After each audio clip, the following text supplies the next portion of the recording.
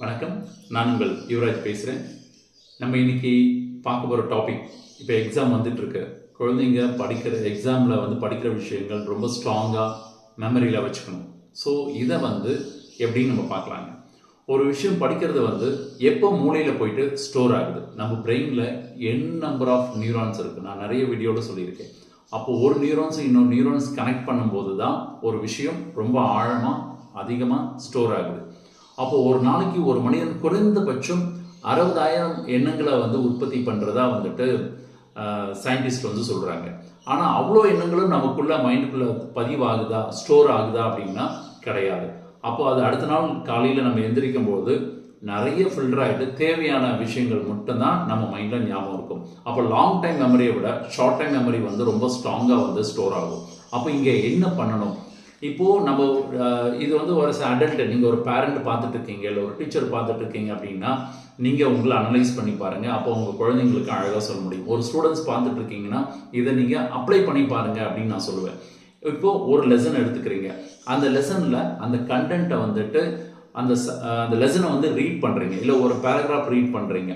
Read பண்ணி முடித்த பிறகு அந்த நோட் புக்கை அப்படியே க்ளோஸ் பண்ணிவிட்டு கண்ணை மூடி அதை நீங்கள் விஷுவல் பண்ணி பாருங்கள். நான் என்ன படித்தேன், அதில் முக்கியமான விஷயம் என்னவா இருந்தது, இதை எங்கே நான் கனெக்ட் பண்ண முடியும் அப்படின்னு பாருங்கள். எங்கேயாச்சும் உங்களுக்கு ஸ்ட்ரகிள் வந்ததுன்னா திருப்பி நோட் புக்கை ஓப்பன் பண்ணிவிட்டு எங்கே ஸ்ட்ரகிள் ஆச்சோ அது ஒரு முறை திருப்பி நீங்கள் பாருங்கள். திருப்பி க்ளோஸ் பண்ணுங்கள், கண்ணை மூடி ரீகால் பண்ணுங்கள், ரீகனெக்ட் பண்ணுங்கள். அப்போது அந்த விஷயத்தை திருப்பி எழுதி பார்க்கறதுக்கு ட்ரை பண்ணுங்கள், இல்லை இன்னொருத்தருக்கு சொல்லி பார்க்கறதுக்கு ட்ரை பண்ணுங்கள். ஏன் சொல்கிறேன் அப்படின்னா 3 விதத்தில் ஒரு விஷயங்கள் நம்ம பிரெயினில் ஸ்டோர் ஆகுங்க. ஒன்று, பார்க்குற விதமாக பார்க்கறதுனால அங்கே நியூரோ பொட்டன்ஷியல் ஸ்ட்ராங்காக இருந்தால் பார்க்கும்போதே ஒரு விஷயத்த மைண்டு நல்லா சூப்பராக கேட்ச் பண்ணிக்குவோம்.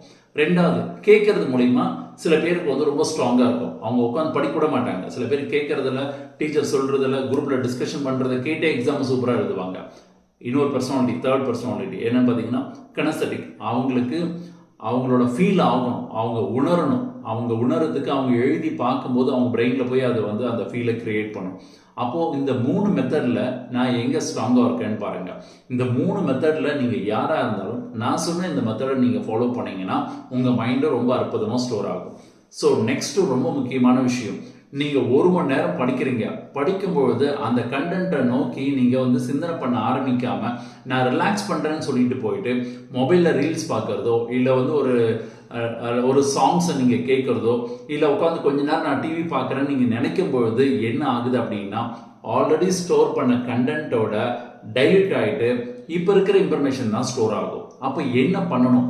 நீங்கள் 45 மினிட்ஸை படித்ததை ஒரு 5 நிமிஷம் உட்காந்து ஸ்ட்ராங்காக நீங்கள் விஷுவல் பண்ணி பாருங்கள். ரைட்டான கொஷின் உங்களை கேட்டு விஷுவல் பண்ணி பாருங்கள். அப்போ என்ன நடக்குது அப்படின்னா நியூரோ பிளாஸ்டிசிட்டின்னு சொல்கிறாங்க. அதாவது அந்த நியூரோ ஒன்னோட ஒன்று கனெக்ட் பண்ணி ஏற்கனவே பண்ணதை ரீகால் பண்ணி ஸ்டோர் பண்ண ஆரம்பிக்குது. இதுக்கு சிம்பிளாக ஒரு எக்ஸாம்பிள் சொல்கிறேன்.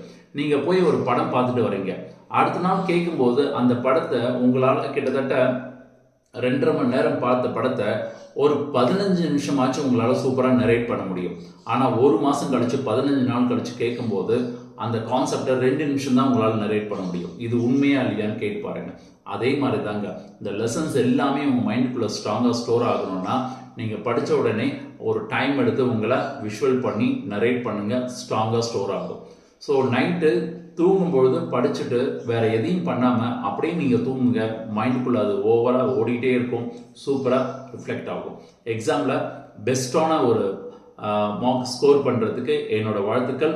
உங்களுக்கு இது ரிலவெண்ட்டான வேறு ஏதாவது கொஷின்ஸ் இருந்தால் கூட கமெண்ட் பாக்ஸில் உங்களோட கொஷின்ஸை கேளுங்க. நான் ஃபர்தராக அதற்கான வீடியோ போடுறேன். இது யாருக்கு பிடிச்சிருக்குன்னு நினைக்கிறீங்களோ உங்கள் ஃப்ரெண்ட்ஸுக்கு ஷேர் பண்ணுங்கள். சேனலை சப்ஸ்கிரைப் பண்ணி வச்சுக்கோங்க. தேங்க்யூ.